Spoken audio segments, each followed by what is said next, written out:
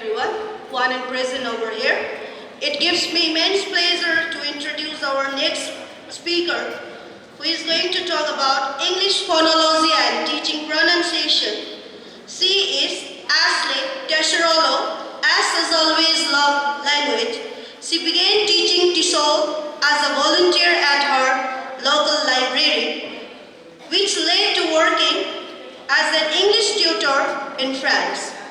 She earned her MA in linguistics and Tishol from the University of South Carolina in 2012.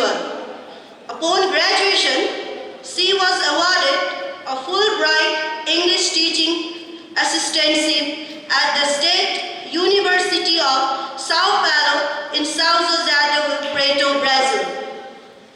Due to the massive expansion of the program, the following year, she stayed in Brazil as a Fulbright ETA and mentor for incoming assistant at the Federal University of Rio de Janeiro.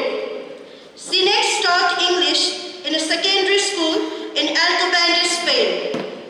She is currently working as an English language fellow through the U.S. Department of State and Georgetown University in Chitwan, Nepal for the 2022 to 2023 academic year. Ma'am, please welcome. Okay, so I have chosen to talk a little bit about teaching pronunciation because I teach at Birendra campus, Tribhuvan University in Chitwan, and I get this question, this topic requested so often. How can we improve our pronunciation? We don't have confidence speaking. How can we teach pronunciation? Aspects of English phonology. So who here is familiar with the IPA, the International Phonetic Alphabet? Is anybody familiar with that? Have you heard of that? No, not many. Okay, new information today then. So bear with me, it looks a little complicated, but I will explain, okay? Has anybody studied English or Nepali phonology before? In a class or a workshop? No, okay, brand new. Okay, exciting. Okay, let's get started. Oh, and my name is Ash. You can call me Asha. People in Nepal call me Asha, okay? It's easier. Okay, a couple learning objectives for what we will be talking about today. So by the end of this presentation, you will have a few new skills, especially if you had not heard of some of these things before.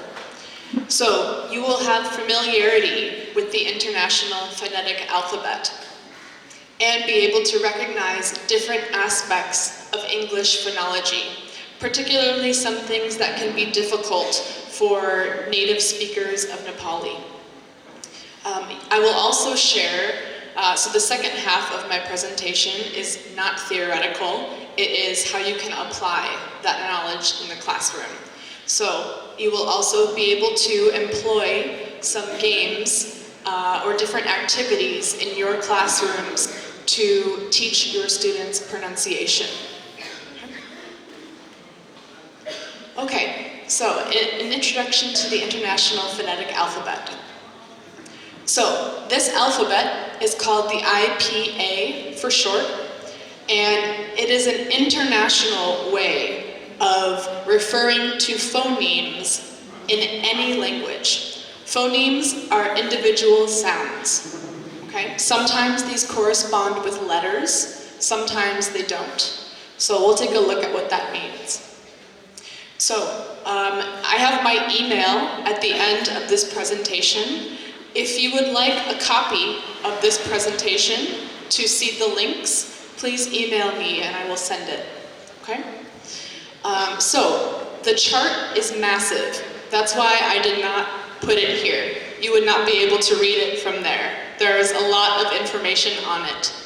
It contains all of the sounds of all of the languages in the world that people know of, okay? So we're going to be looking at specific aspects of those things that relate purely to English for today. This is just a sample of the consonants that are on the International Phonetic Alphabet. Not all of these sounds are in English. These are all the consonants that exist. So you can see that some look like Latin letters. For example, like the P, the B, those look like the letters P and B, and they are the sounds P and B. But some of these, what is that? That's not a letter we know. So some of these are symbols that stand for sounds. So let's take a look at the ones that exist only in English. And I'm sharing with you the sounds as they're pronounced in American English, not because American English is better than any other English, but because I'm American, so it's what I know. Okay, so if you look at the yellow, everything in yellow, these are all of the consonants, all the consonant sounds in English. Okay, so we have some different categories of sounds, and the IPA is organized very efficiently like this. If we go back a slide, you can see at the top, can you read that or no? No, maybe not. It might be too small. But if you could read it, this top says the place of articulation. That is where your tongue is touching your mouth in order to make that sound. Usually it's your tongue, sometimes it's lips. So for example, we have bilabial is the first category here. All of these are bilabial sounds. They include both lips. So p, b, those are both bilabial sounds. And then this is organized nicely because it goes from the front of the mouth to the back of the mouth in order. Second, we have labiodental. For example, f in English, that can be difficult to pronounce. That is a dental sound. The tongue is on the teeth. The. Next, we have alveolar here. And alveolar sounds are, your tongue is touching the front of the roof of your mouth. So these sounds, for example, are, we have t, d, n, r, s, z. Okay, so can you feel that the place of articulation is all the same place in your mouth for those sounds? When I first learned about this blew my mind. This was revolutionary to me, that these different sounds, because they're made very different ways depending on where the air is flowing through, but that they're all the same place. It was nice to organize it that way in my head. Next we have post-alveolar. So this is just a bit farther back, then it's like the middle of the roof of your mouth. And these sounds here are going to be sh and zh. Sh, zh. Maybe slightly difficult because in Nepali they're pronounced a little different. And I'm learning that. That contributes to my accent in Nepali. Next we have retroflex. In English we have no retroflex sounds. You do, but we don't. Next we have palatal. So this is farther back in your mouth, the back of the roof of your mouth. And these sounds, so these symbols are a bit different here, but they are ch and j. Ch, j. Okay, so those are slightly farther back. We're getting to the end. Next we have velar. This is at the back front of your throat, so like here. Okay. So that's like k, g. So that place in your throat there. Next we have uvular. English does not have these. Pharyngeal. English does not have these. And glottal. Glottal is the last one. And it's called a glottal stop. And the only time you hear this is in certain dialects or in between certain words. For example, if you say uh-oh in English, that stop that happens in the middle of your throat, uh-oh, you can kind of feel your, not Adam's apple, Eve's apple, you can kind of feel your throat bob up and down, uh-oh, that's a glottal stop. So that is the entire vocal tract of humans. Okay, so we got lucky with English because we don't have all of these categories, but that's how it's organized. If you look on the left, these are organized by manner of articulation, how they are made, not where. So we start with plosives. Plosive is just a fancy word for a stop.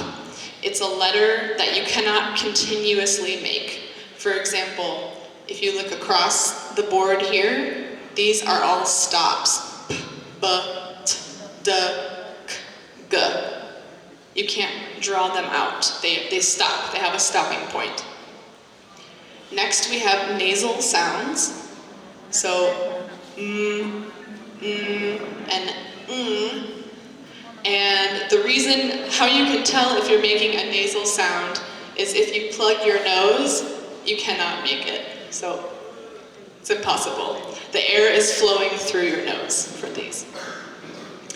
And just a note, so English has this sound, a velar, it's called an eng, this symbol here with N with the tail, and we only find this word final in words in English. You will never see that sound at the beginning of a word. Okay. We have trill next. There are no trills in English. A tap or a flap.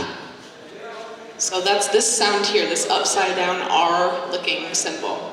And that you hear in the middle of words that have T's in the middle. So for example, the word little. I'm not saying little, it's little. That middle sound, my tongue is just hitting the roof of my mouth one time. That's called a flap. Okay? Next, we have a lot of fricatives. Fricatives are sounds that you can continue. It's like a hum. So for example, we don't have any bilabial fricatives in English, but we do have labiodental. So there's no stop. I could go forever until I run out of breath. And the same goes for all of these.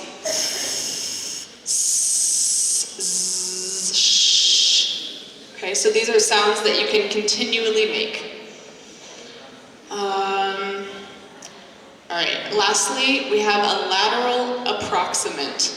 It's just a fancy name for an L or an R sound in English. And it's called that because the sound is made with the air that flows through the sides of your mouth, hence lateral. Okay, so now that the complicated part is out of the way, let's simplify it a bit. Okay, so this is a condensed form. These are the sounds that we have in English only. So that last chart showed all of the consonants that exist in all languages. So here we have examples along with all of the sounds. So we have P, B here, are two bilabial sounds. One is voiced and one is unvoiced. So that's another thing. You can tell if a sound is voiced if when you make it, you can feel it hum in your throat. For example, p, p, that's just air. B, b, I can feel that hum in my throat, that vibration. So they're the exact same place of articulation, manner of articulation, but one is voiced and one is unvoiced. Okay, we have a couple other pairs like that. T and D, T and D. The only difference is one is voiced, D, and one is unvoiced, T. Okay, same with K and G. Same place of articulation, same manner of articulation, but one is voiced, one is unvoiced. Okay? And then we have The ones that I just went over in the last slide, this one is just a bit bigger, easier to read. We have the fricatives that are all here.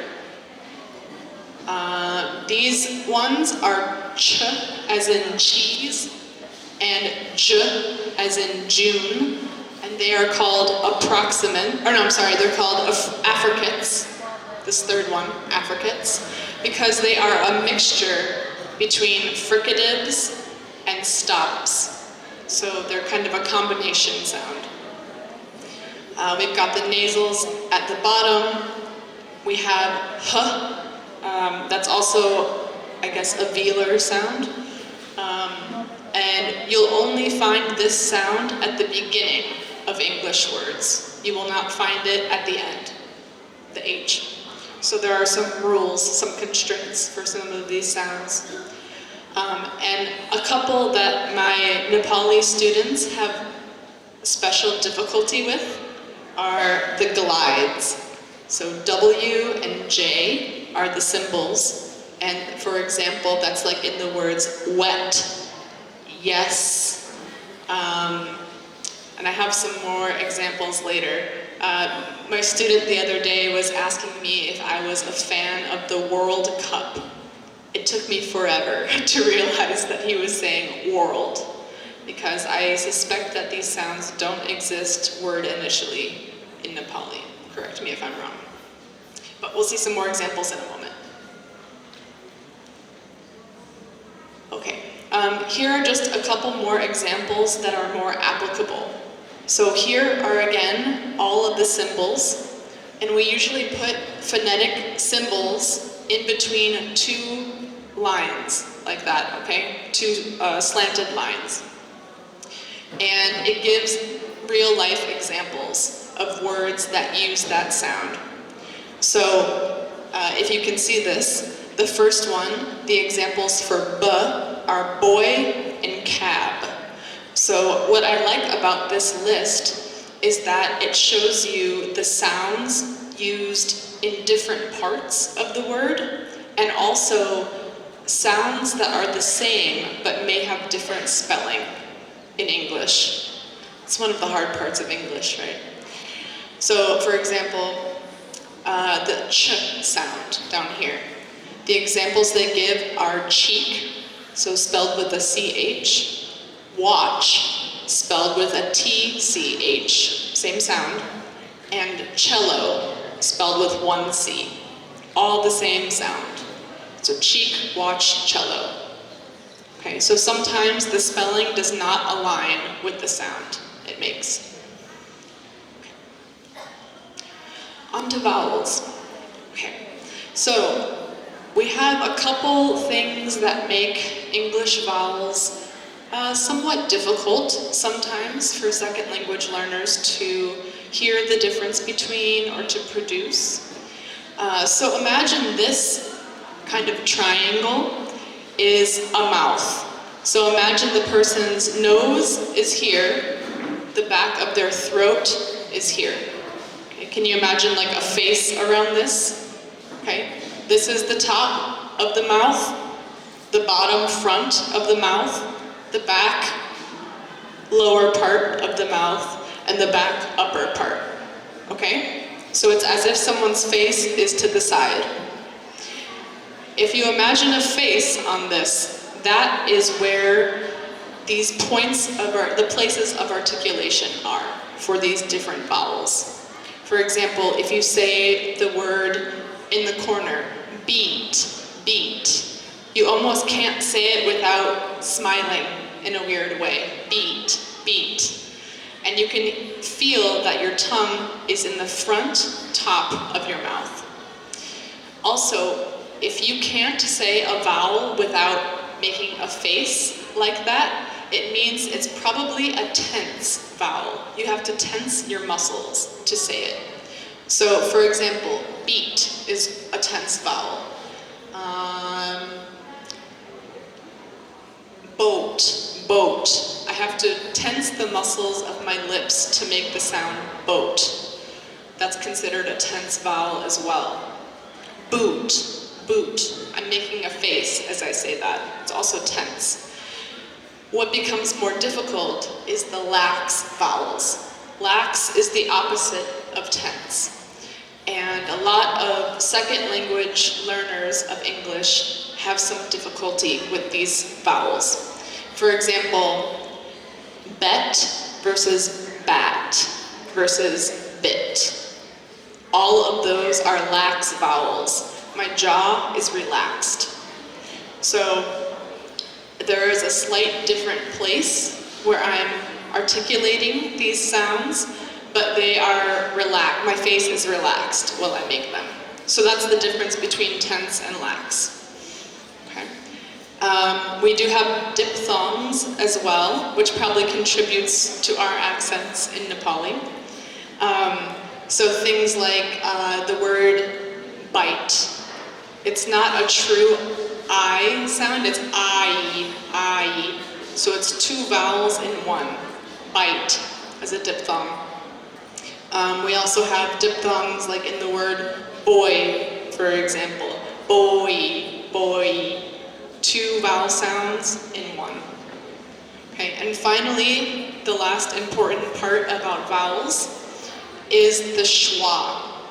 So the schwa is the name of the symbol, and it goes right in the middle. It is the most neutral, most relaxed vowel in the English language. So it really is just like If you just open your mouth and make a noise, that is the sound of a schwa.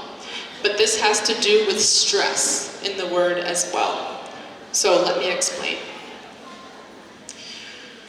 Okay, so getting into stress. Stress can vary in words between British English, American English, different Englishes of the world.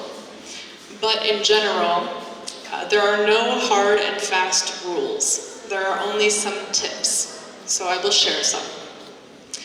Generally, if a syllable is stressed, it will have a full vowel. Okay? If a syllable is unstressed, the vowel oftentimes becomes reduced. And by reduced, usually that is a schwa. So, for example, let's take the word banana. Banana. We have 3 A's, but they don't all sound the same in that word. So, banana. The stress is on the second syllable, right? So if we were to write this using our new information about the IPA, it would be written ba-na-na. Okay? So the unstressed syllables become reduced. That vowel is no longer a true vowel. But if we look at the word bunny, like a rabbit, bunny, the first syllable is stressed. So that receives a symbol that is a full vowel symbol. It is not reduced. Okay, moving on. Done with phone names for now. Doing okay? Yeah? Hanging in there? No? Okay. So I'd like to ask a brave soul, how can you use TikTok in your classroom? Again, think about the language skills, not for fun. Fun is good, but we need to move above fun.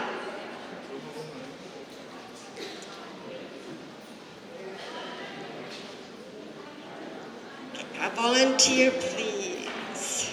Do you think that language is involved in TikTok? Oh, absolutely. My students, when we practice this, you know how much time it took me, not the students, to learn these moves that you learn like 2 seconds? And then, Miss